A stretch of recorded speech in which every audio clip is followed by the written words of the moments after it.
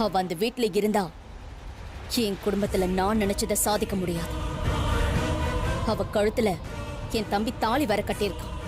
ஆனா அதை அவன் மறுத்தாலும் அதை இந்த ஊரே நம்பிக்கிட்டு இருக்க. அதனால அவளை என் வீட்டை விட்டு நேரடியா என்னால அனுப்ப முடியல. புரியுதுங்க. அதனாலதான் உன்னை இங்க வர வச்சிருக்கேன்.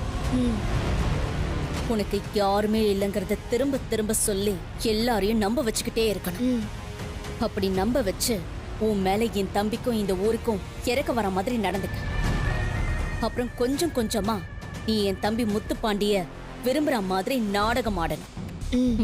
அந்த ஆசினி பார்வையில முத்துக்கு உன்னை ரொம்ப பிடிக்கிற மாதிரியும் என் தம்பி அந்த ஆசினிய பஞ்சாயத்துல வச்சு அவளை அறுத்து விட்டுட்டு உன்னை கல்யாணம் பண்ணிக்க போற மாதிரியும் நீ நடிக்கணும்.